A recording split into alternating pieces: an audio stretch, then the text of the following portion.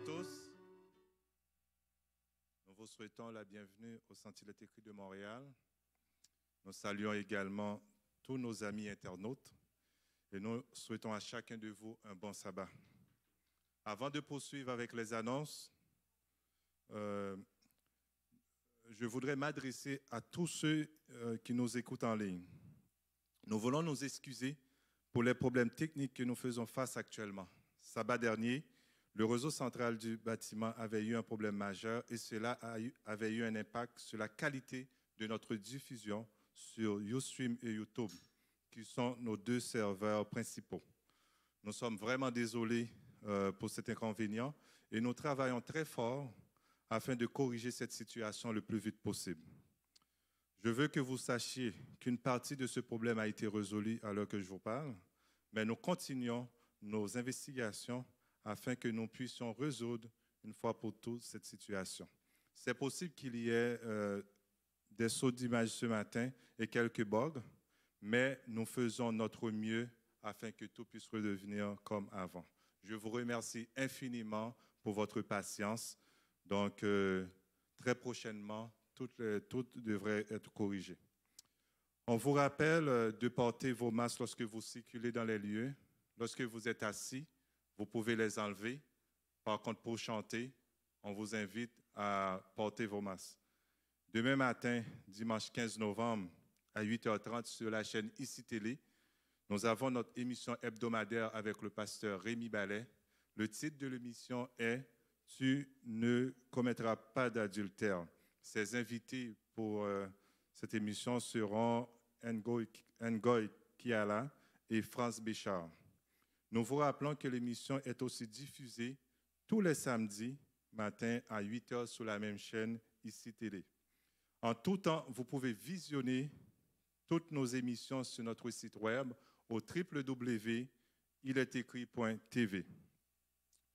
On vous invite à prier pour le programme Surmonter l'anxiété et la dépression qui se déroule actuellement. Donc, priez pour les responsables ainsi que les participants. Donc, comme je l'ai dit déjà, c'est un programme très pertinent dans le contexte actuel. Le service à la communauté fait appel à votre générosité afin de l'aider à répondre aux besoins des personnes en situation de précarité à l'extérieur de la salle. Les responsables ont mis des bacs à votre disposition. Un bac est réservé pour recueillir les denrées non périssables et l'autre bac pour récupérer des vêtements neufs dans leur emballage d'origine, comme sous-vêtements masculins et féminins, t-shirts de différentes tailles. À 14h, il y aura un atelier sur la santé avec le frère Aboubakar Kamra. Il sera aussi notre prédicateur du jour. Le terme de cet atelier est « Daniel et la santé optimale ». Cet événement a été organisé par le ministère de la Santé du Centre Il est écrit. Donc, je voudrais inviter Geneviève Campo, la responsable de ce ministère, pour venir nous expliquer en quoi consiste cet atelier. Je vous rappelle aussi que l'atelier sera disponible en ligne pour tous ceux qui voudront le regarder depuis chez eux. Et pour tous ceux aussi qui veulent avoir plus d'informations, je vous invite à prendre contact avec Geneviève Campo. Donc, bonjour, bon sabbat. Effectivement, l'atelier, au fait, sera disponible en ligne, mais ce sera fait exclusivement en ligne. Donc, Frère Aboubakar va le faire du Centre Il est écrit, mais ce sera en ligne qu'on le fera. Donc, si vous voulez le lien ou les informations téléphoniques, venez me voir. Je vais rester un peu ici après le culte. Puis vraiment, je vous encourage fortement, si vous avez le temps là, cet après-midi, ça va être de 3h à 16h30. Donc, de vous prendre un moment vraiment pour assister à cet atelier. Frère Aboubakar Kamara est actif dans l'Église adventiste depuis plusieurs années déjà. Il prêche souvent. Puis ça va être un lien avec le livre de Daniel aussi, un livre qui a une passion pour... il y a vraiment une passion pour ce livre-là, donc ça va vraiment être très édifiant. Puis, en tant que responsable du ministère de la Santé, on se dit que ce serait très important de faire connaître le message de la santé au sein de l'Église, qu'on puisse vraiment se l'approprier pour pouvoir, après ça, le divulguer à tout le monde. c'est un outil très puissant qu'on a entre les mains pour pouvoir entrer en contact avec les gens autour de nous dans le monde. Donc, je vous conseille fortement d'y assister.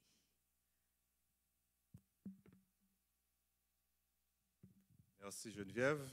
Donc, je vous rappelle notre réunion de prière cet après-midi à 12h30. On vous invite à être des nôtres. Si vous avez un cellulaire, nous vous invitons à le fermer. Nous n'aimerions pas être dérangés pendant le service de culte. Le culte de ce matin sera animé par notre frère Aboubakar Kamra, comme je l'ai dit tantôt. Et le prédicateur du jour est lui-même, mais le culte sera animé par Jean-Robert Gardère. Désolé. Merci. Je vous souhaite un très bon sabbat.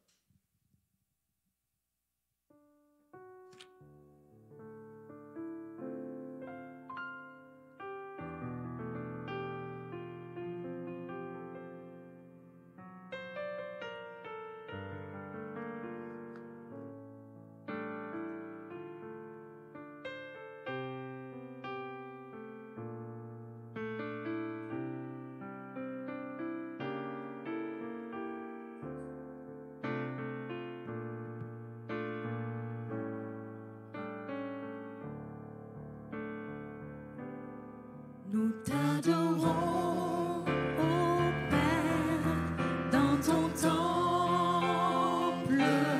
Nous t'adorons en esprit et en vérité. Tu habites nos louanges. Nous t'adorons en esprit et en vérité. Nous t'adorons, ô Père, dans ton temple.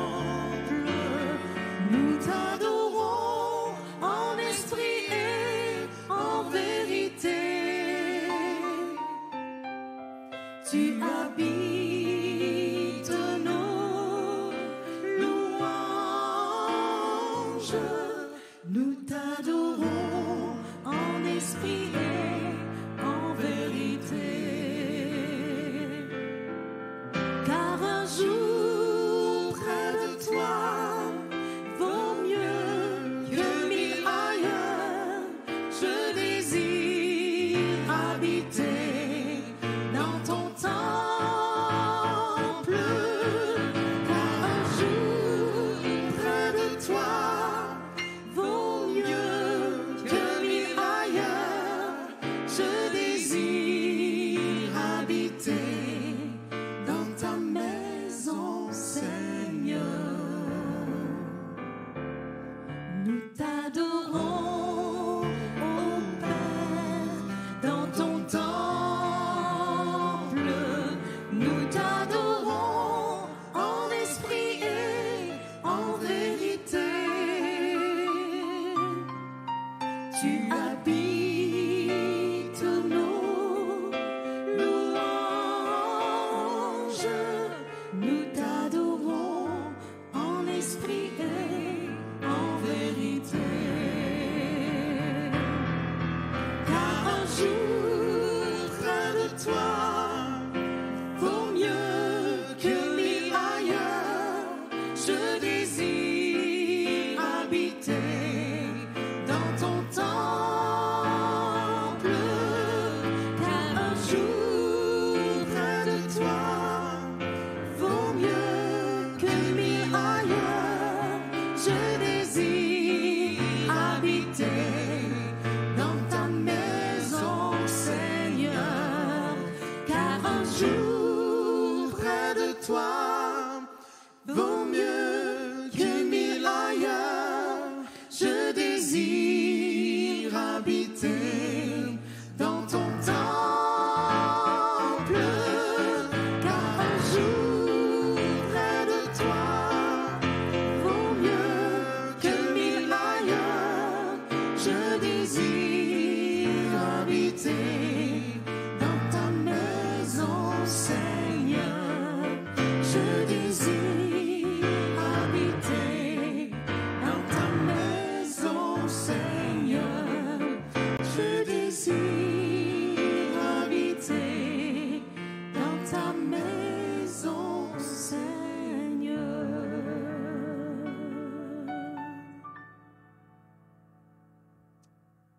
Bonjour et bienvenue au Centre Il est écrit de Montréal. On espère que la semaine a été bonne pour chacun de vous.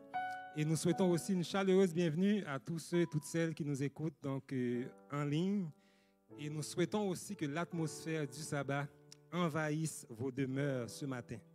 Et nous allons vous inviter à vous joindre à nous afin que nous puissions ensemble faire monter vers notre Créateur nos hymnes de louange et de reconnaissance. Nous allons lire ensemble les belles paroles qu'on trouve au premier livre des Chroniques au chapitre 16. Je vais lire les versets 1 et 2 et ensuite les versets 7 à 12. Après qu'on eut amené l'arche de Dieu, on la plaça au milieu de la tente que David avait dressée pour elle. Et l'on offrit devant Dieu des holocaustes et des sacrifices d'action de grâce. Quand David eut achevé d'offrir les holocaustes et les sacrifices d'action de grâce, il bénit le peuple au nom de l'Éternel. Ce fut en ce jour que David chargea pour la première fois Asaph et ses frères de célébrer les louanges de l'Éternel. Louez l'Éternel, invoquez son nom, faites connaître parmi les peuples ses hauts faits. Chantez, chantez en son honneur, parlez de toutes ses merveilles. Glorifiez-vous de son saint nom, que le cœur de ceux qui cherchent l'Éternel se réjouisse. Ayez recours à l'Éternel et à son appui. Cherchez continuellement sa face. Souvenez-vous des prodiges qu'il a faits, de ses miracles et des jugements de sa bouche. Alors, si vous êtes vraiment reconnaissants ce matin, et j'espère que vous l'êtes, pour les miracles et les merveilles de Dieu, je vous invite à vous lever afin qu'on puisse ensemble lui offrir nos cœurs en offrande d'action de grâce.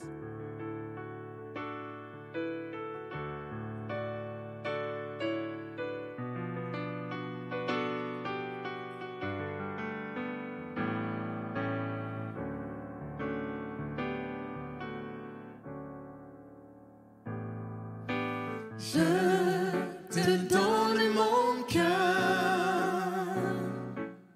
il ne m'appartient plus. Ce que j'ai de meilleur, tout est pour toi, Jésus. Un parfum de valeur sur toi est répandu. C'est l'offrande de mon cœur. Je suis à toi, Jésus. Prends mon âme, prends mon cœur. Je te donne tout. Je te donne tout. Prends ma vie, me voici. Je te donne tout. Mon cœur est à toi. Tout à toi.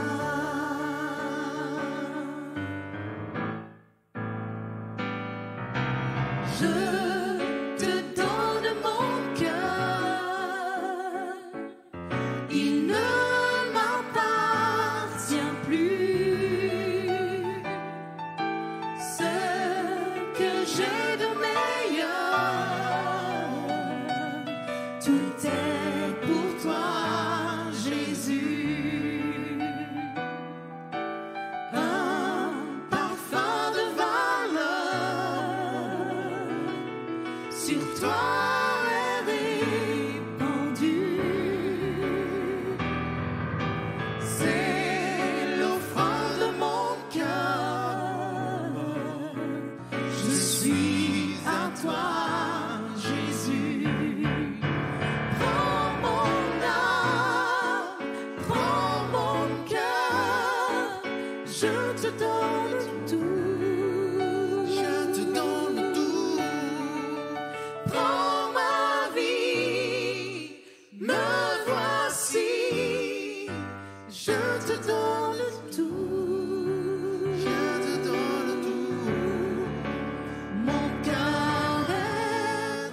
toi, tout à toi. Mon cœur est à toi, tout à toi.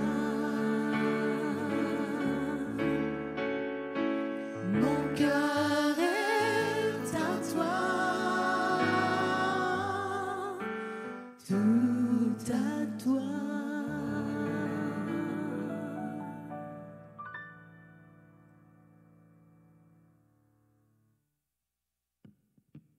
Père éternel, Roi des rois, Seigneur des seigneurs, nous voici devant toi en ce saint jour, tels que nous sommes, avec nos défauts, nos péchés, nos mauvais traits de caractère. Nous sommes indignes, Seigneur, d'être devant toi en ce jour, car toi seul es digne. Mais nous voulons, par le sang de Jésus, que tu nous acceptes et que tu nous libères, que tu nous laves et que tu nous vois comme ton Fils. Merci d'être qui tu es. Merci de nous avoir créés. Merci pour tant d'amour, pour Jésus, pour la vie et tant de choses, Seigneur. En cet instant, nous voulons également te demander de nous donner chaque jour une portion de ton esprit, afin que nous puissions avoir entièrement la foi de Jésus et son caractère. Nous avons besoin de ça en ce moment, plus que jamais. Merci parce que tu nous couvres de son sang. Merci pour tout. Amen.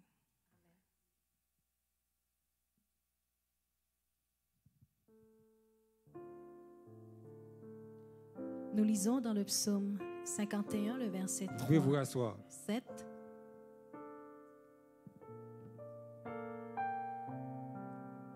Ô Dieu, aie pitié de moi dans ta bonté, selon ta grande miséricorde, efface mes transgressions. Lave-moi complètement de mon iniquité et purifie-moi de mon péché.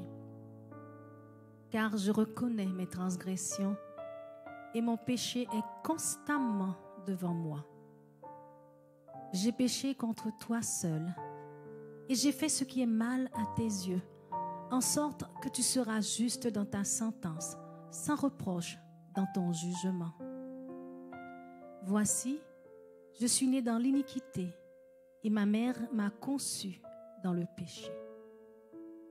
Ô Dieu, crée en moi un cœur pur, renouvelle en moi un esprit bien disposé.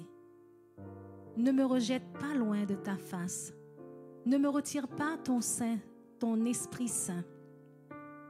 Rends-moi la joie de ton salut et qu'un esprit de bonne volonté me soutienne. J'enseignerai tes voies à ceux qui les transgressent et les pécheurs reviendront à toi. Ô Dieu, Dieu de mon salut, délivre-moi du sang versé et ma langue célébrera ta miséricorde. Seigneur, ouvre mes lèvres et ma bouche publiera ta louange. Amen.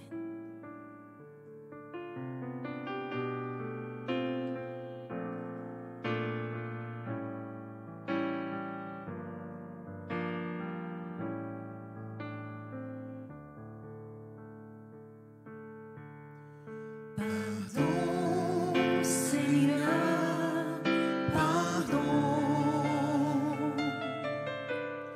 pour notre orgueil, nos résistances.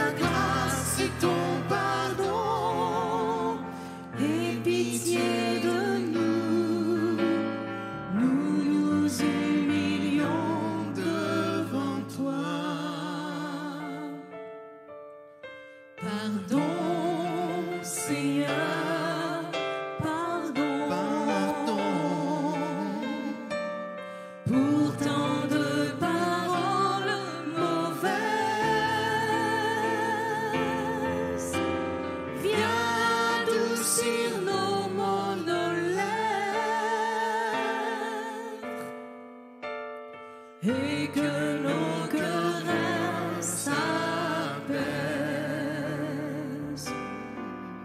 Pardon, Seigneur, pardon, de toujours garder rancune. Viens changer notre amertume, transformer notre attitude.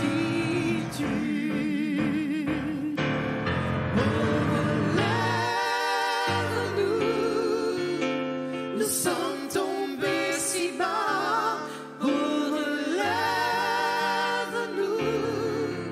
par ta grâce et ton pardon, aie pitié de nous. Nous nous humilions devant toi.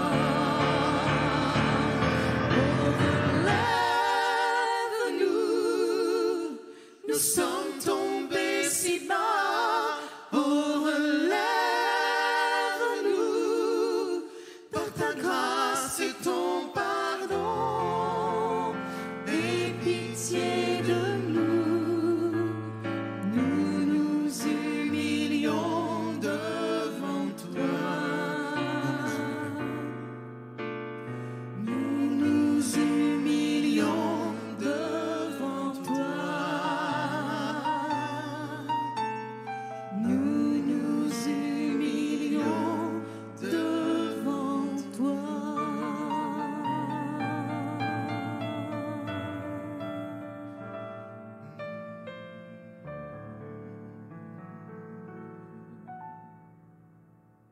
Et nous vous rappelons que vous pouvez continuer à déposer vos dîmes et vos offrandes dans le panier qui est sur la table, donc à l'entrée. Vous pouvez aussi faire vos dons en ligne. Donc, on vous rappelle les coordonnées. Vous allez soit sur le site de Adventist Giving, donc www.adventistgiving.org, ou directement sur le site du centre. Il est écrit www.cieemontréal.org. Merci de votre fidélité. Vous savez que le plus grand miracle que l'humanité a connu, c'est vraiment le don du Fils unique de Dieu, donc en la personne de Jésus-Christ. Et nous aimerions l'exprimer donc à travers le prochain chant.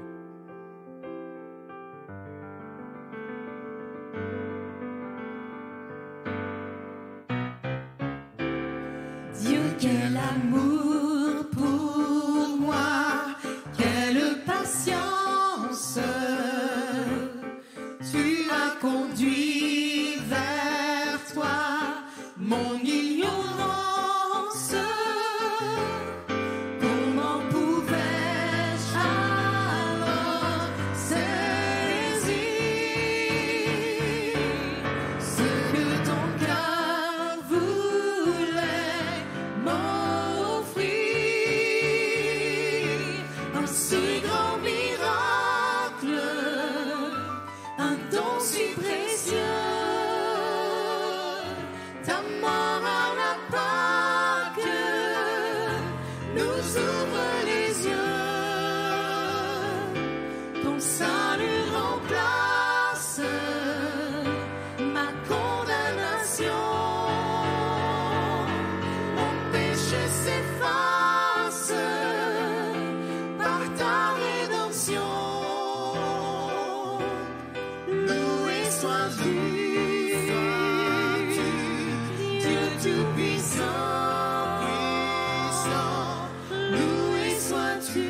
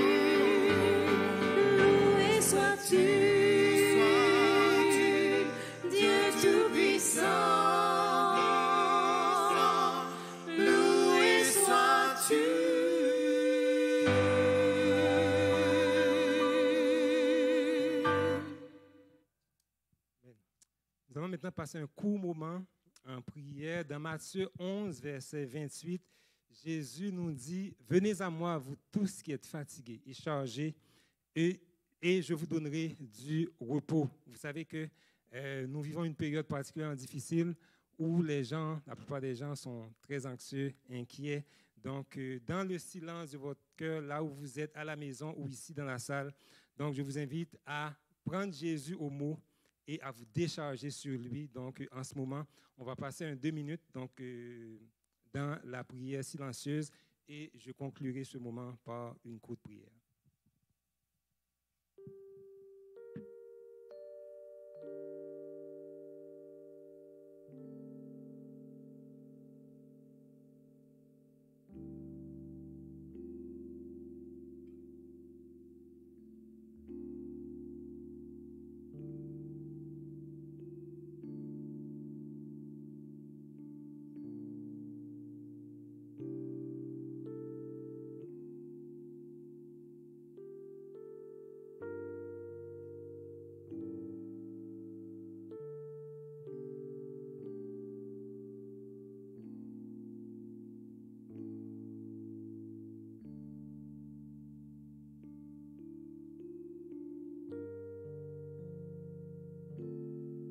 Seigneur, tu nous invites à déposer nos fardeaux à tes pieds.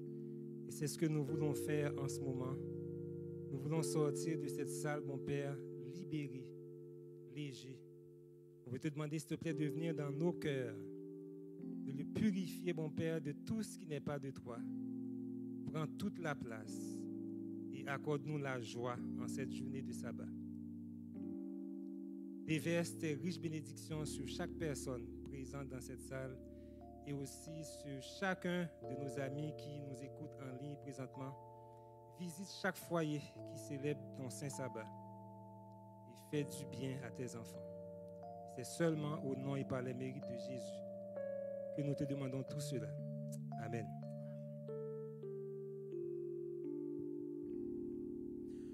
Dans le psaume 89, verset 6, il dit ceci.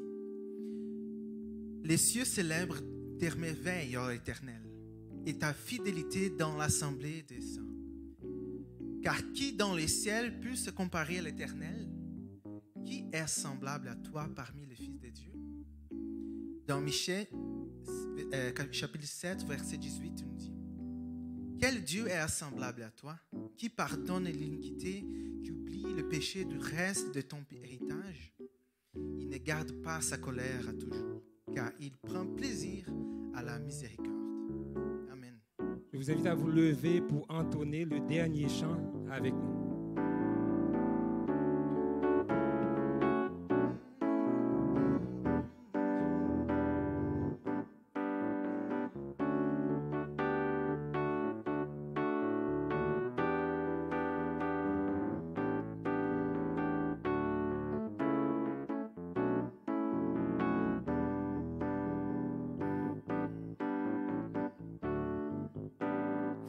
Qui donc dans le ciel est semblable à toi, qui est puissant comme toi, éternellement roi, qui est puissant comme toi, éternellement roi. Tu es Adonai Jireh, en tout temps tu pourvoiras. Tu es Adonai Rapha, éternel tu guériras. Qui donc dans le ciel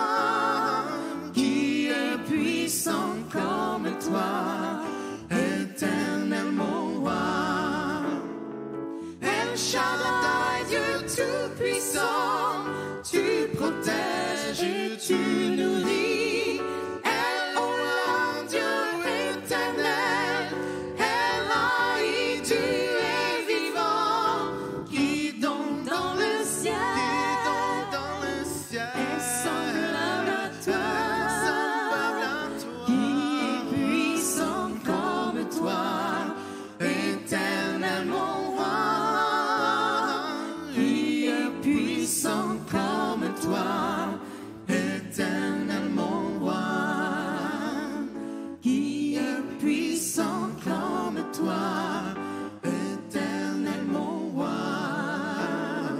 qui est puissant comme toi, éternel mon roi.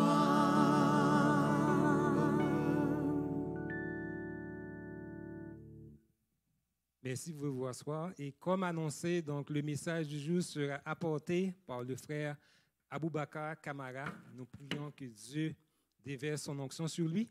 Et bonne écoute à tous et bon sabbat.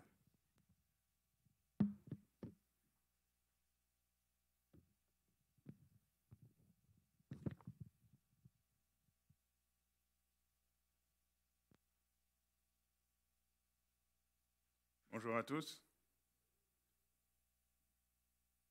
Vous m'entendez bien? Alors, bon sabbat à tous et content d'être avec vous ce matin, ça fait longtemps, c'est la dernière fois que je suis venu ici. Et ce matin, on m'a proposé de voir avec vous le message de la santé que je veux aborder sous l'angle du livre de Daniel, avec le personnage de Daniel. Pourquoi? Parce que c'est un livre qui rend beaucoup de gens, c'est un consensus, disons, pour des chrétiens puis pour des non-chrétiens. Et c'est aussi un livre où on voit toutes les bases. Il y a plus de détails qui peuvent être vus dans d'autres livres avec d'autres études, mais au moins on y trouve les bases pour ce qui est de notre message de santé. Donc j'invite à courber la tête avec moi pour une courte prière avant que nous rentrions dans le message de ce matin. Éternel, notre Père, notre Dieu, nous te remercions infiniment du fait que tu nous as créés pour être en bonne santé et que tu ne nous as pas laissés sans directive sur comment atteindre ce but. Et alors que nous allons voir les bases de cela ce matin et cet après-midi, je te prie que ton Esprit Saint nous accompagne dans la compréhension et révision de ces principes. Nous avons prié au nom de ton Fils Jésus. Amen.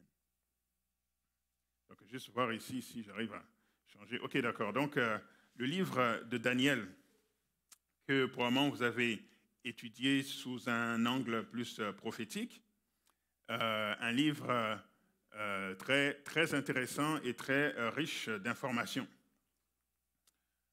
Pour le personnage de Daniel lui-même, c'est quelqu'un qui a vécu autour du 7e et 6e siècle avant Jésus-Christ, quelqu'un qui a été de haut rang, un Hébreu qui s'est retrouvé captif à Babylone et qui a été ce qu'on pourrait dire aujourd'hui, si on prend le système britannique, qui aurait été l'équivalent d'un premier ministre, mais avec un roi au-dessus de lui, dans le système babylonien, et qui a été au même rang dans le royaume des Mèdes et des Perses.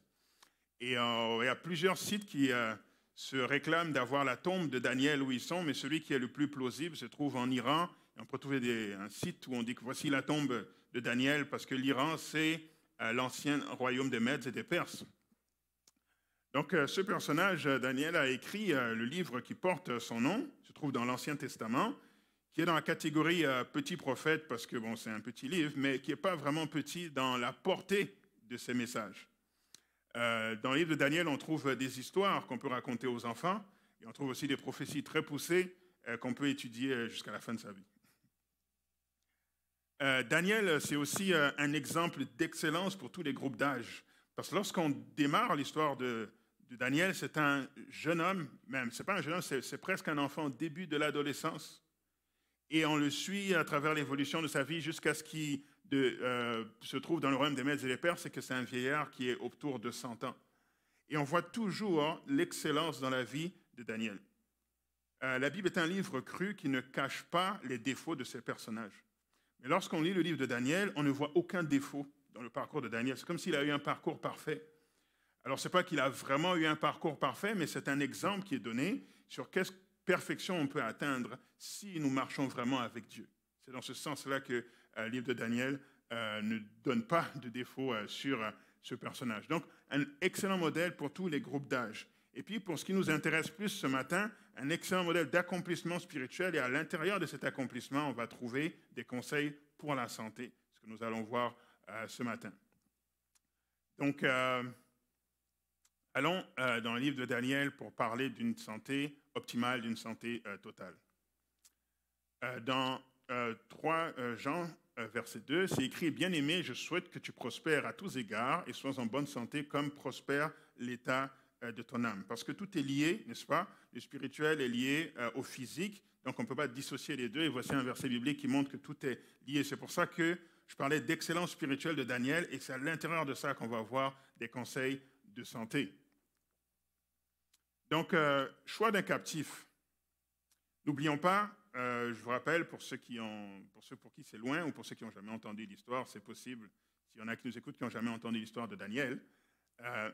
Le livre commence au chapitre 1er en décrivant la destruction du royaume de Juda.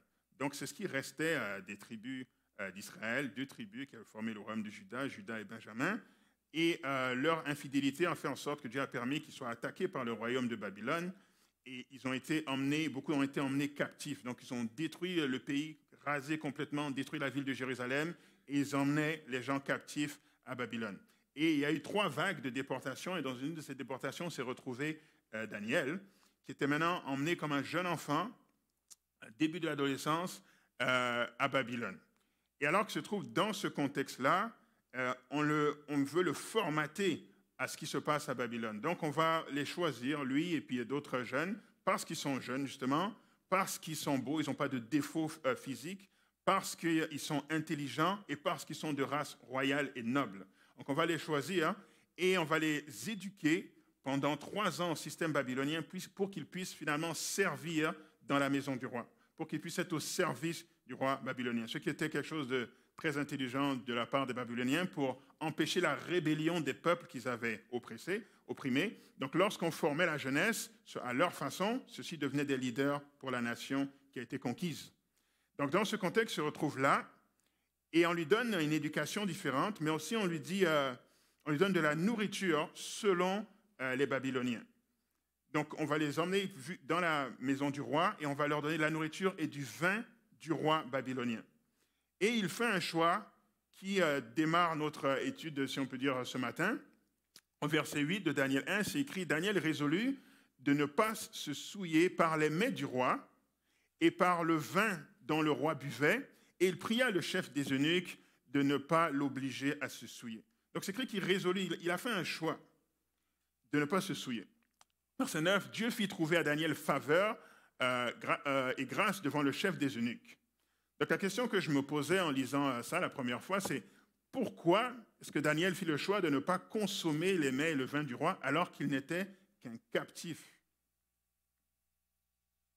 C'est la question qui me venait à l'esprit. Pourquoi est-ce que c'était aussi important pour Daniel? Parce que si on y pense bien, son pays vient d'être détruit et il a été emmené captif à Babylone. Aucun moment dans la Bible, on nous dit que Daniel s'est rebellé et puis a dit « Je ne suis pas bien ici. Je veux retourner dans mon pays, même si c'est détruit, je vais me faire une tente, je vais me trouver un champ, je vais bâtir ma maison en bois. En tout cas, je vais aller me débrouiller, mais je veux retourner en Judée. » Pas de protestation à ce niveau-là, pas de manifestation à ce niveau-là.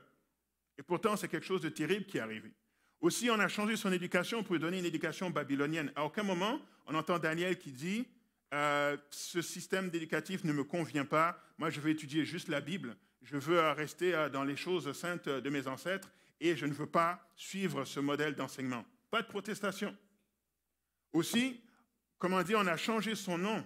Il s'appelle Daniel, qui signifie Dieu est mon juge. On l'a changé pour Belchassar, qui signifie prince de Bel, référence à un dieu babylonien.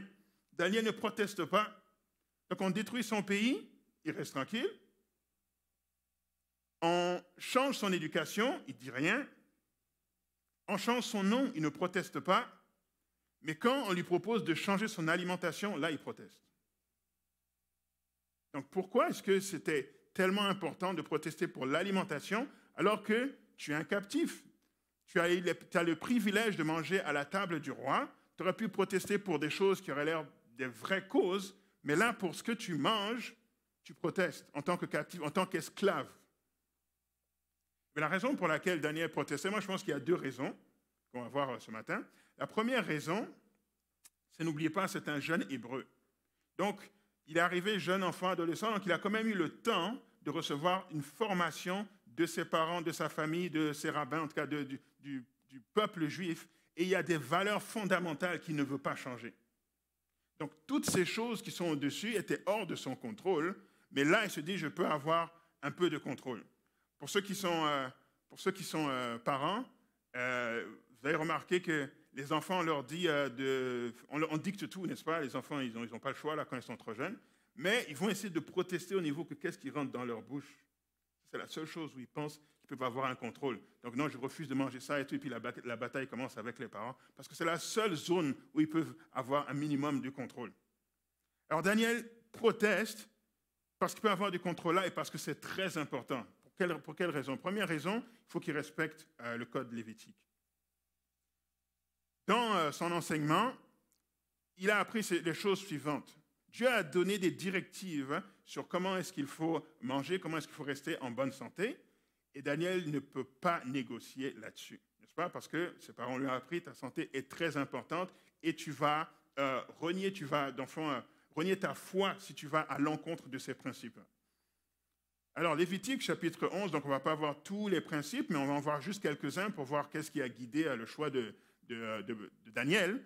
Donc, c'est que l'Éternel parla à Moïse et à Aaron et leur dit, parlez aux enfants d'Israël et dites, voici les animaux dont vous mangerez parmi toutes les bêtes qui sont sur la terre. Vous mangerez de tout animal qui a la corne fendue et le pied fourchu et qui rumine. Tout animal qui a la corne fendue, le pied fourchu et qui rumine. Il faut absolument qu'il y ait ces trois critères-là pour manger un animal. Verset 4, « Mais vous ne mangerez pas de ceux qui ruminent seulement ou qui ont la corne fendue seulement. Ainsi, vous ne mangerez pas le chameau qui rumine, mais qui n'a pas la corne fendue. Vous le regarderez comme impur. » Donc, il y a une distinction faite entre ce qui est pur et impur, ou on pourrait dire, parce que pur et impur, ça sonne trop religieux là, mais disons ce qui est propre à la consommation et ce qui est impropre à la consommation. Et en voyant les plats, les Babyloniens qui arrivent, Daniel reconnaît qu'il y a des animaux là qui ne respectent pas ces critères. La corne fendue, le pied fourchu et qui ruminent. Peut-être qu'il y avait un chameau cuit. Donc il s'est dit non, je ne peux pas manger ça. C'est impropre à la consommation. Ça va causer des dégâts dans mon organisme. Et aussi en continuant, toujours dans Lévitique, c'est écrit, voici les animaux dont vous mangerez parmi ceux qui sont dans les eaux.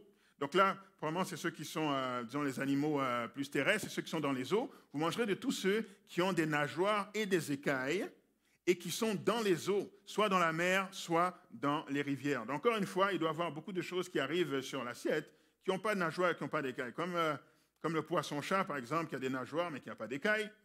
Je ne peux pas manger ça. Ou comme beaucoup d'autres choses qui bougent sous l'eau et qui n'ont pas de nageoires et qui n'ont pas d'écailles. Donc, ces choses sont impropres à la consommation. Et Dieu dit, vous aurez en abomination de ceux qui n'ont pas de nageoires et des écailles parmi tout ce qui se meut dans les eaux et tout ce qui est vivant dans les eaux, soit dans les mers, soit dans les rivières.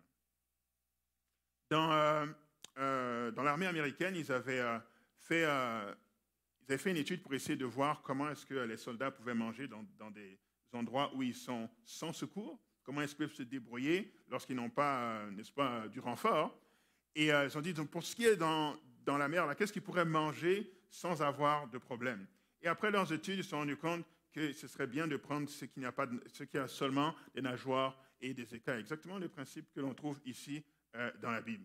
Donc, en fond, si on part de ces principes pour nos études, ça nous fait gagner beaucoup de temps. Et un peu plus loin, en concluant, je vais donner un argument qui a l'air simple, mais pourquoi est-ce que Dieu a été aussi spécifique sur l'alimentation? Donc, vous aurez en abomination et vous ne mangerez pas de leur chair, etc. Donc, Daniel ne veut pas se souiller. Donc, voici les exemples, ce qui est propre à la consommation. Donc, le bœuf, le poulet, la dinde, le mouton, poisson avec nageoires et écailles ou la chèvre. Parce qu'ils vont, pour ceux qui sont terrestres, ils vont ruminer, ils vont avoir la corne fendue ou le pied fourchu. Ce qui est impropre à la consommation, le lièvre, le chameau, le porc qui est quelque chose qui est très, très, très populaire ici et puis dans beaucoup de pays occidentaux, mais qui est vraiment impropre à la consommation parce que, oui, il a la corne fendue et le pied fourchu, mais il ne rumine pas. Le cheval, poisson n'ayant pas des nageoires et des écailles, ou alors tout ce qui est fruits de mer, n'est-ce pas? Parce que, bon, ça ne remplit pas les critères. Donc, toutes ces crevettes, tout ce qui est homard, etc. Donc, Daniel voit tout ça arriver dans son plat, puis il dit, je ne peux pas me souiller, je ne peux pas manger ces choses-là. Impossible. Aussi, Dieu donne un autre critère important. parce qu'il y a toute une liste là qu'on a pu donner pour les animaux, mais en passant à un autre critère. Chapitre 3, verset 17, ça dit « C'est ici une loi perpétuelle pour vos descendants. Dans tous les lieux où vous habiterez, vous ne mangerez ni graisse, ni sang. » Donc, il devait aussi voir beaucoup de plats qui arrivent, steak saignant, n'est-ce pas? Et il s'est dit, je ne peux pas manger ça parce que le sang, c'est le meilleur indicateur de la santé, n'est-ce pas? Donc, quand on va chez le médecin et puis qu'on veut faire un bilan, c'est quoi ça commence par une prise de sang, parce qu'on va pouvoir déterminer à partir de là qu'est-ce qui va bien et qu'est-ce qui ne va pas. Donc, si on prend un animal qui est rempli, n'est-ce pas, de maladies et tout, ça va se retrouver principalement dans son sang.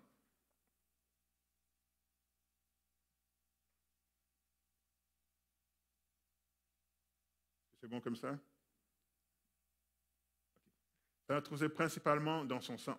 Dans tout ce qui est bacon, là, tout ce qui est graisse aussi, Dieu ne veut pas qu'on mange ces choses-là. C'est juste du gras.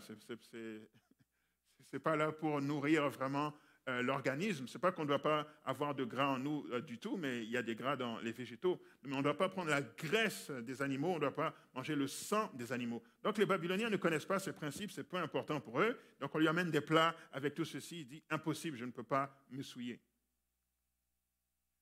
Et un autre critère qui est donné encore, ce n'est point au roi les muels, ce n'est point au roi de boire du vin, ni au prince de chercher des liqueurs fortes.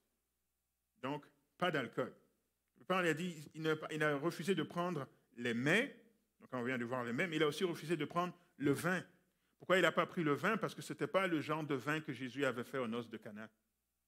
Ce n'était pas le genre de vin qui était juste du jus de raisin. Il y avait le problème de fermentation, il y avait le problème d'alcool, n'est-ce pas?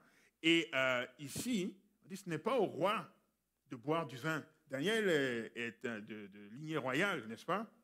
Et juif, il est de lignée royale, ne boit pas de vin, ne boit pas de liqueur forte. Donc, il s'est dit, ce vin fermenté-là, non, je ne peux pas prendre ça. Il y a beaucoup d'arguments qui sont donnés comme quoi il y a des bienfaits à l'alcool, pour le vin, par exemple. Mais dans le fond, ce qui est bon est dans le jus de raisin, donc il n'y a pas besoin d'aller chercher la fermentation. Alors, voici des sources que j'ai prises bien séculaires là sur le site du gouvernement du Canada. Voici ce que ça donne. Alors, effet à court terme pour la consommation d'alcool. Donc ça, c'est si vous avez juste bu, vous avez bu dans un moment un peu, pas trop là, mais vous avez bu un peu plus que ce qu'il fallait. Okay? Un effet à court terme. Comportement impulsif.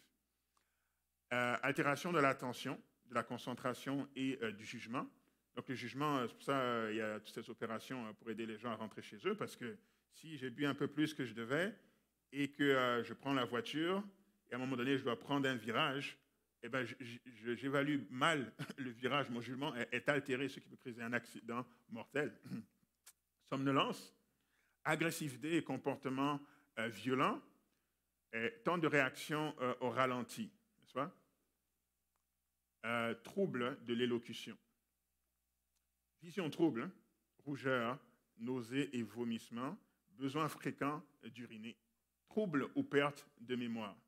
Donc tout ça, c'est des petits effets à court terme. On a bu un peu plus qu'on devrait. Maintenant, si on a une intoxication plus sévère, donc elle allait un peu plus loin, n'est-ce pas? Voici, et qu'on a donc un empoisonnement à l'alcool, voici ce que ça peut entraîner. Maintenant, de la stupeur, un coma et un arrêt respiratoire. Je me rappelle plus jeune, dans un événement où les gens ont bu. Moi, je n'ai jamais bu parce que j'étais musulman avant, donc on ne buvait pas d'alcool. Et en devenant chrétien, j'ai juste continué à ne pas boire d'alcool. Mais j'étais avec des gens qui buvaient de l'alcool et on faisait la fête. Et une amie a trop bu. Elle est allée dans cette zone-là, d'intoxication par l'alcool. Et puis, perdu connaissance, là, elle pensait que c'était un coma, donc j'ai dû la soulever, puis l'emmener dans un autre endroit. On a essayé de la ranimer et tout, puis on était... Parfois, les jeunes sont fous. Au lieu d'appeler les parents, on essaie de résoudre le problème pour ne pas que l'adulte vienne se rendre compte de ce qui s'est passé. Donc, on l'a emmenée dans l'autre pièce, on a fait ce qu'on a à faire pour la ramener à l'état de conscience. Donc, mais on a eu chaud quand même, on a eu chaud. Un arrêt respiratoire. Ou la mort, carrément. Et maintenant, les effets à long terme, n'est-ce pas, sur la santé. Dommages aux organes, notamment le foie, le cerveau, le cœur, l'estomac. Risque accru de cancer, notamment du foie, du sein, de la gorge et de l'estomac. Pression sanguine élevée, résistance réduite aux infections, impuissance sexuelle, baisse de l'appétit, malnutrition et carence en vitamines, troubles du sommeil, anxiété et dépression, y compris dépression suicidaire, irrégularité hormonale et infertilité. Donc là, on a des effets à long terme sur la... Il n'y a rien de désirable là-dedans. Donc souvent, on va dire qu'il faut consommer avec modération pour éviter tous ces effets que l'on vient de mentionner. Il ne faut pas aller dans l'excès et ne pas devenir dépendant. Mais je prône vraiment pour le côté ici, là. Vert. Pour rester dans le vert, c'est mieux de juste s'abstenir complètement de cela. Donc c'est ça que Daniel voulait faire. Je ne vais pas prendre le risque de savoir quel pourcentage d'alcool est-ce qu'il y a dans le vin du roi, là. Je vais rester dans la zone abstinence pour m'assurer que mon jugement ne soit pas altéré. Donc, ce qui nous amène à l'autre point. La deuxième raison pour laquelle Daniel a choisi ça, c'est parce qu'il comprenait qu'il y a un impact entre le physique et le spirituel. Donc, si on prend l'image ici pour faire le parallèle, donc le physique, ce serait tout ce qu'il y a sur la terre, et le spirituel, ce serait tout ce qu'il y a dans l'atmosphère. Donc, ce n'est pas vrai qu'on peut faire n'importe quoi, n'est-ce pas, au sol, polluer le sol, polluer, n'est-ce pas, avec des produits chimiques, etc., et que ça ne va pas finir par influencer l'atmosphère. N'est-ce pas? Ces choses vont aller dans l'eau, ça va s'évaporer, ça va aller dans l'atmosphère. Donc le physique vient de polluer qu'est-ce qui est plus haut. Et ensuite, ça va faire, dans la pluie, la précipitation, ça va tomber et affecter le sol. Donc le spirituel vient affecter le physique et le cycle, n'est-ce pas, continue. Donc il comprenait qu'il y avait un lien avec les deux, on ne peut pas les détacher, et il ne voulait pas aller dans cette direction du tout. Ça, si on reprend le même verset, mais qu'on va un peu plus loin, donc, c'est dit, ce n'est pas au roi les miels, ce n'est pas au roi de boire de vin, ni au prince de rechercher des liqueurs fortes, de peur qu'en buvant, il n'oublie la loi. Donc, voici la vraie raison. Parce que tu vas dans le physique, mais il va avoir un impact sur la loi, et puis on parle de la loi de Dieu, il va avoir un impact sur le spirituel. Et ne méconnaissent les droits de tous les malheureux. Tu ne boiras ni vin, ni boisson enivrante, toi et tes fils avec toi, lorsque vous entrerez dans la tente d'assignation, de peur que vous ne mouriez, ce sera une loi perpétuelle parmi vos descendants.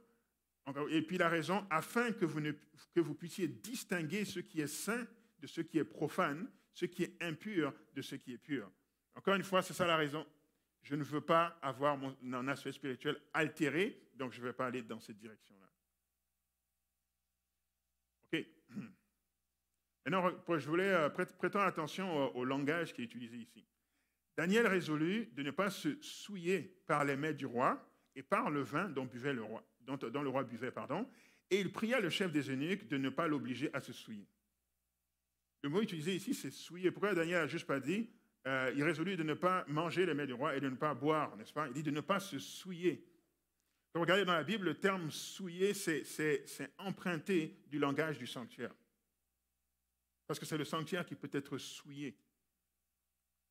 C'est emprunté de ça, là.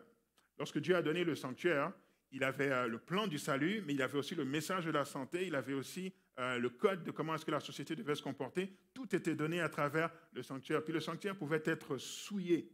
Et là, Daniel, il fait un parallèle entre le sanctuaire de Dieu et son corps. De la même manière que Dieu ne voulait pas que le sanctuaire physique soit souillé, Daniel ne veut pas que son corps physique soit souillé. Et c'est un principe qu'on retrouve dans d'autres passages de la Bible. Par exemple, dans 1 Corinthiens 3, verset 16, ça dit « Ne savez-vous pas que vous êtes le temple de Dieu, ou vous êtes le sanctuaire, et que l'Esprit de Dieu habite en vous ?» De la même manière que la présence de Dieu descendait, se manifestait physiquement dans le sanctuaire, l'Esprit de Dieu habite chez tous les croyants, et Dieu veut habiter dans un espace qui n'est pas souillé. Alors, comment est-ce que le sanctuaire était souillé? Donc là, un parallèle entre le corps humain et le sanctuaire. Donc, le sanctuaire, ça ressemble à ça, grosso modo, là, sans entrer dans les détails. Donc, vous avez ici le premier article, qui est l'autel des sacrifices, où les animaux qui devaient être tués pour la rémission des péchés étaient tués. Ensuite, plus loin, vous avez la cuve d'airain, où le tout était nettoyé. Ensuite, vous rentrez dans le bâtiment, séparé en deux phases. Vous avez le lieu saint, où vous avez la table des pains de proposition, vous avez le chandelier d'or, et vous avez l'autel des parfums. Et finalement, dans le dernier, le lieu saint, le lieu très saint, pardon, vous avez l'arche de l'Alliance. Donc ça, c'est un parallèle avec le corps humain. Parce que de la même manière qu'il y a ces différentes choses que l'on voit ici, on le retrouve chez le corps humain. Par exemple, notre corps, il est recouvert de peau, n'est-ce pas? Dieu, en demandant de faire le sanctuaire, tout devait être recouvert de peau d'animaux. Donc peau ici, peau là. Ici, nous avons l'autel des sacrifices où tous les animaux sont consumés. Nous avons un système digestif où tout ce que l'on mange doit être consumé quelque part, n'est-ce pas, pour se transformer, n'est-ce pas, en nutriments pour le corps. Donc, ça fait référence à notre système digestif. Ensuite, nous avons la cuve des reins où on nettoyait les choses. Nous avons tout un système, n'est-ce pas, de filtration dans notre corps avec les reins, etc., pour éliminer ce qui doit sortir, n'est-ce pas? Donc, nous avons ça aussi. Ensuite, quand on rentre dans le lieu saint, nous avons ici un chandelier qui brûle, vous avez de l'oxygène qui brûle. On a tout un système respiratoire, n'est-ce pas, où on respire les choses, on brûle de l'oxygène pour donner de l'énergie au corps. Nous avons la table des pains de proposition. Il faut que l'on mange, n'est-ce pas, de la nourriture pour pouvoir nourrir tout le corps. Nous avons l'autel des parfums, n'est-ce pas, qui représente l'aspect spirituel. L'être humain est aussi un être spirituel, on n'est pas que physique.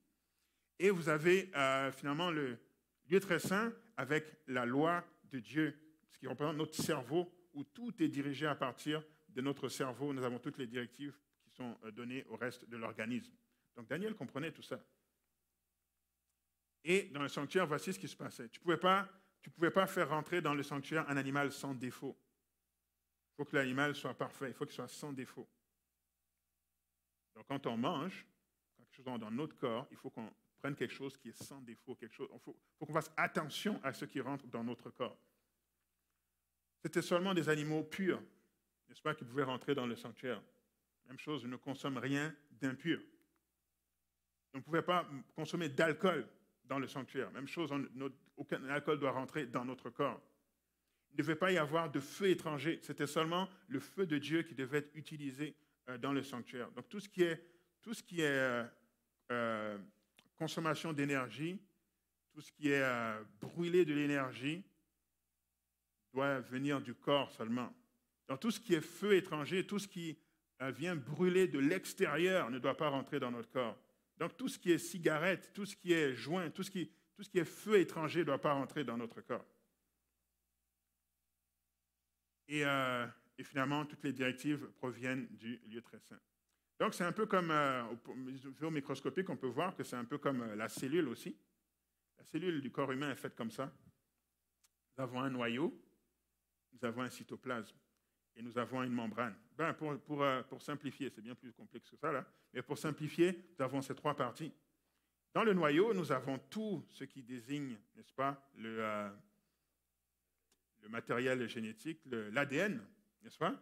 Donc c'est à partir de là que tout est distribué, toutes les directives que le corps doit suivre viennent du noyau. Même chose pour notre cerveau, même chose pour le lieu très saint dans le sanctuaire. Nous avons ensuite la partie cytoplasme, n'est-ce pas, où les choses vont être fabriquées puis sortir. Nous avons la protection autour qui est la membrane. Donc, les mêmes trois parties qu'on voit dans le sanctuaire sont les trois parties qu'on voit dans la cellule. Voici un exemple qui est un peu plus complexe. Dans le régime idéal, donc qu'est-ce que Daniel demande en remplacement? Je ne peux pas toucher à ces choses-là, donc qu'est-ce que je mange, n'est-ce pas? Qu'est-ce que Daniel demande en remplacement? Alors, c'est écrit dans Daniel 1, versets 12 et 13, c'est écrit « Éprouve tes serviteurs pendant 10 jours et qu'on nous donne des légumes à manger et de l'eau à boire. » Donc, on va substituer tout ça par des légumes à manger et de l'eau à boire. Là, je suis allé voir un peu le terme original utilisé parce que ce n'est pas juste des légumes comme on pourrait penser, comme nous, on pense quand on dit légumes. Là, le terme utilisé en hébreu, c'est « zéroa », donc quelque chose qui a été semé. Donne des légumes comme nourriture. Donc on parle ici de semences. Donne-moi quelque chose qui a été semé, n'est-ce pas? Un chameau, ça n'a pas été semé, n'est-ce pas? Ça n'a pas poussé du ciel une crevette, ça n'a pas été semé, n'est-ce pas? Ton vin, donne-moi le raisin comme ça, ne me donne pas le vin fermenté et tout, tu as altéré tout le processus de semence. Donne-moi quelque chose qui a été semé. C'est ça que Daniel dit. Et de l'eau, parce que c'est tout, je ne vais pas prendre de risque sur toutes les autres boissons. Ce n'est pas qu'on ne peut pas boire autre chose que de l'eau, mais dans son contexte, il voulait jouer le plus sécuritaire possible, n'est-ce pas? Alors voici ce qu'il demande en remplacement. donne-moi des légumes et donne-moi de l'eau à boire. Et justement, le chef des eunuques s'inquiétait de tout ça. Il dit, donne-moi seulement 10 jours. Tu n'as pas besoin de me tester longtemps. Donne-moi seulement 10 jours. Et ça, c'est une référence directe, ce que Daniel disait ici, donne-moi quelque chose qui a été semé, c'est une référence directe à la création du monde. À la création du monde. Donc c'est le modèle hébreu qui est là de la création du monde. Lorsque Dieu a créé le monde à l'origine, il a dit ceci, dans Genèse 1, verset 29, et Dieu dit, voici, je vous donne toute herbe portant de la semence et qui est à la surface de toute la terre, et tout arbre ayant en lui du fruit d'arbre et portant de la semence, ce sera votre nourriture. Donc, quelque chose qui a été semé, n'est-ce pas? Donc, là, on parle de céréales, là, on parle de fruits, là, on parle de légumes, là, on parle de noix. C'est ça que Daniel demande. Donne-moi ça à manger. C'est ça. Voici le régime originel que Dieu avait prévu pour tous les êtres humains. Et non pas le régime babylonien, n'est-ce pas? Qui ressemble beaucoup au régime que nous avons aujourd'hui. Ici, je termine avec ce point, donner les devoirs d'Adam. Lorsque Dieu a créé le monde, le premier homme qu'il a créé, c'est Adam, et il lui a donné des responsabilités, il lui a donné des devoirs. Et voici les devoirs qu'il lui a donnés. Dans Genèse 2, versets 19 à 20, c'est écrit « L'Éternel Dieu forma de la terre tous les animaux des champs et tous les oiseaux du ciel, et il les fit venir vers l'homme pour voir comment il les appellerait, et afin que tout être vivant portât le nom que lui donnerait l'homme. » Donc Dieu a dit à Adam, c'est ton devoir de nommer tous les animaux. Absolument tout. J'imaginais combien d'animaux il y a.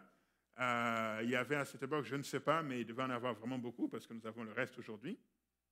Et tout ça a été fait avant que Dieu ne crée Ève. Donc ça veut dire en quelques heures seulement, Adam a vu toute la création et il a été en mesure d'observer et de donner un nom à chacun des animaux. Et ça dit ensuite, et l'homme donna des noms à tout le bétail, aux oiseaux du ciel et de la terre et des champs, mais pour l'homme, il ne trouva pas d'aide semblable à lui. Donc, il a donné les noms et tout, c'était afin que les êtres vivants portassent le nom que lui donnerait l'homme. Donc, quand l'homme donnait un nom, Dieu acquiesçait, Dieu était d'accord. Donc, il y avait une synergie, là, il y avait une harmonie entre l'esprit d'Adam et l'esprit de Dieu. C'est pour ça qu'à chaque fois qu'Adam nommait un animal, Dieu disait oui, c'est ça. Effectivement, ça doit être appelé une poule. Effectivement, cet animal doit être appelé un renard. Effectivement, cet animal doit être appelé un éléphant. Effectivement, cet animal doit être appelé un serpent.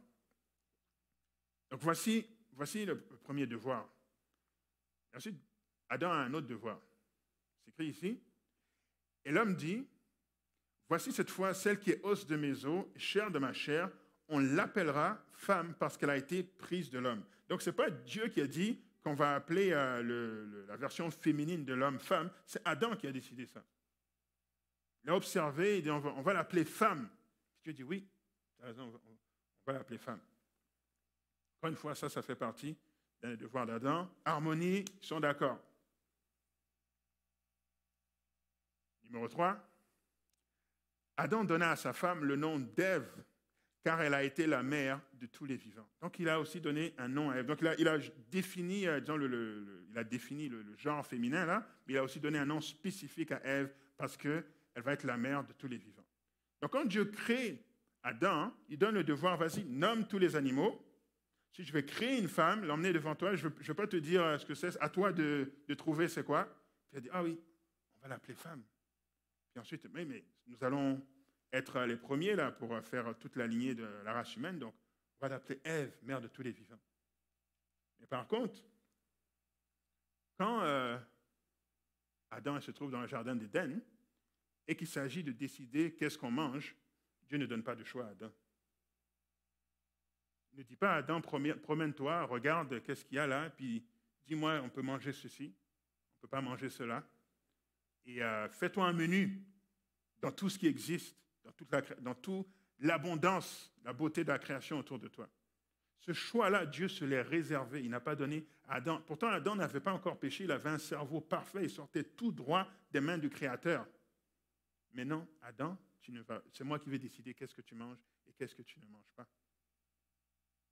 Et pourquoi est-ce que c'est aussi important? Moi, je pense que c'est parce que non seulement nous avons eu n'est-ce pas, le péché qui est rentré dans ce monde, parce qu'ils ne pourraient pas en manger ce qui n'était pas supposé manger, donc c'est vraiment important, mais parce que Dieu voyait aussi qu'il allait y avoir toutes sortes de faux régimes qui allaient venir, ce qu'on voit vu dans le régime babylonien aujourd'hui. Cet après-midi, je donnerai exemple de choses qui ne correspondent pas au modèle divin. Et Dieu dit, c'est tellement important, c'est moi qui ai créé l'homme, c'est moi qui sais à ce qu'il faut pour que l'homme soit en meilleure santé. C'est un manuel d'instruction. Celui qui crée, c'est lui qui peut écrire le manuel d'instruction, pas quelqu'un d'autre.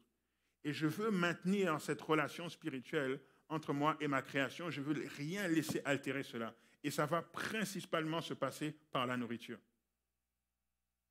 Et ça, donc, Dieu a défini. Voici ce que sera ta nourriture. Tu peux définir tout le reste, mais ça, c'est moi qui vais le définir.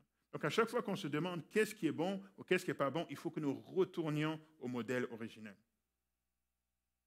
N'est-ce pas? On va voir un peu plus loin que Dieu ne dit pas qu'il faut absolument ne pas manger de viande parce que nous sommes dans un monde de péché, n'est-ce pas? C'est seulement après le déluge que Dieu a interdit que Dieu a permis, la consommation de viande. Mais si on veut aller à ce qui est idéal, si on veut aller au régime idéal, celui qui était donné au jardin d'Éden, c'était juste la semence et ce qui sort de sa semence. Donc, on va voir la partie 2 cet après-midi. Inviter les gens à venir pour le moment de louange. Et après quoi, nous allons faire la prière finale.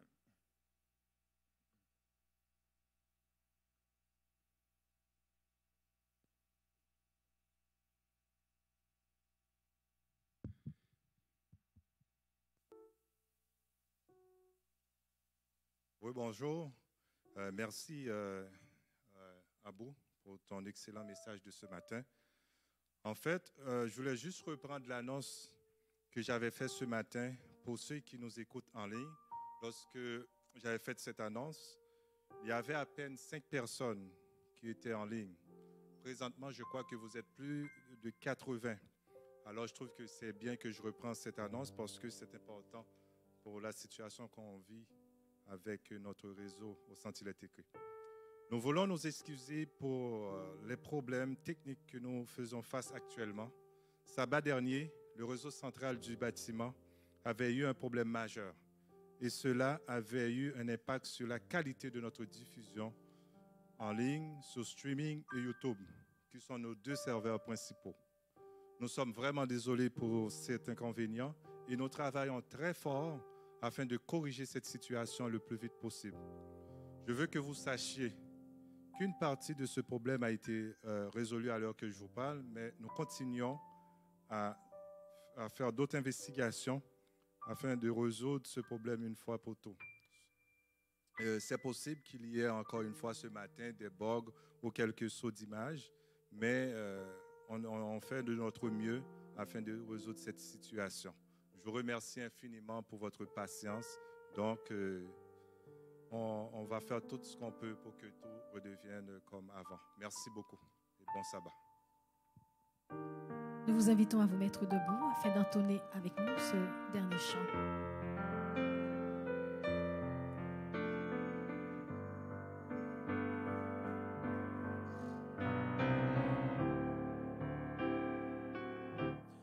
Dieu, quel amour pour moi, quelle patience,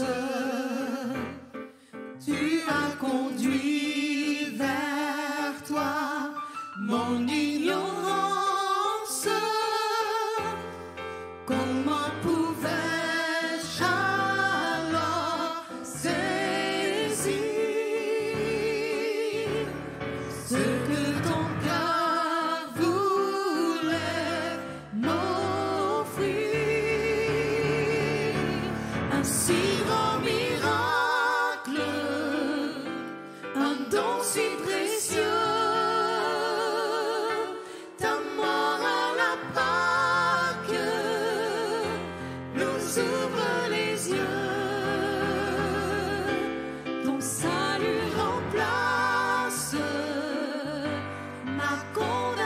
condamnation. Le péché s'efface par ta rédemption. Loué sois-tu, Dieu Tout-Puissant. Loué sois-tu.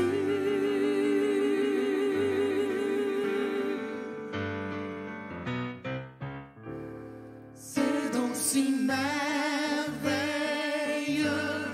comment le vivre sans le répandre à ceux que tu veux suivre sur les chemins où il s'égare, loin de la vie et de l'espoir. Un si grand miracle, un don si précieux, ta mort à la Pâque nous ouvre les yeux. Ton salut remplace ma condamnation. Mon péché s'efface par ta rédemption. Loué sois-tu, Dieu Tout-Puissant.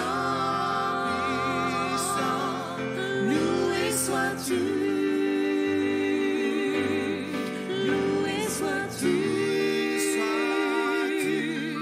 Dieu Tout-Puissant. Loué sois-tu, loué sois-tu,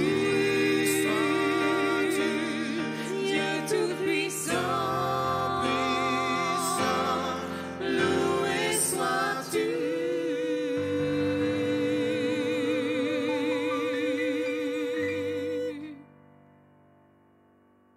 Pour tous ceux qui voudront assister à l'atelier de cet après-midi, c'est à 15h. On vous invite à contacter le pasteur Claude Trépanier au 514-823-1365. Il va vous envoyer le lien Zoom pour que vous puissiez assister. Donc, la seule façon pour y assister à l'atelier, c'est via Zoom. Le numéro est le 514-823-1365. Contactez le pasteur Claude Trépanier pour avoir plus d'informations. Merci beaucoup. J'ai invité le frère Abou pour la prière finale. Merci.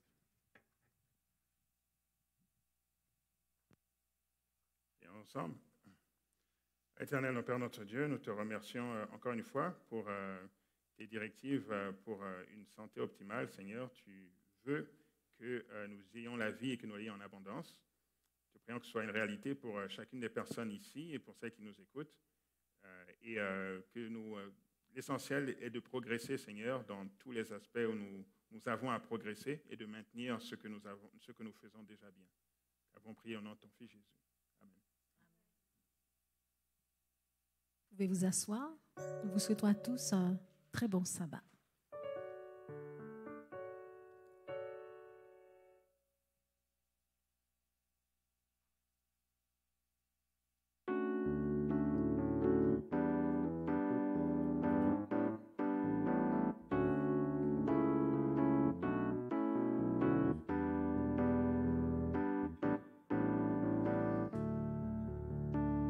Qui donc dans le ciel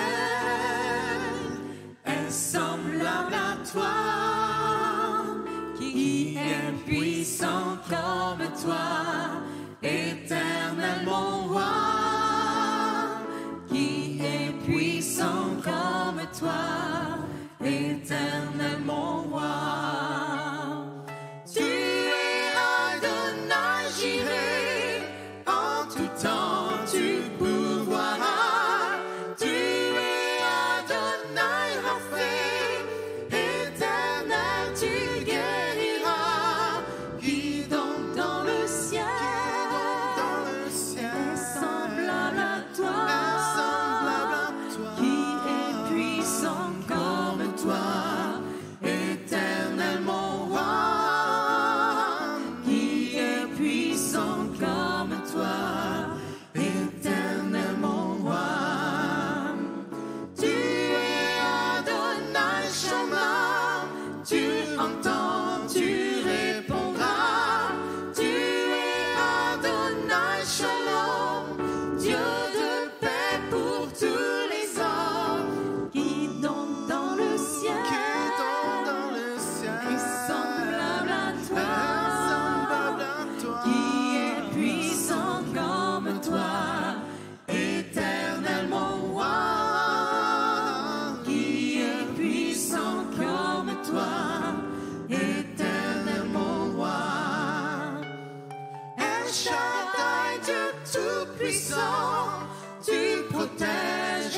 tu nourris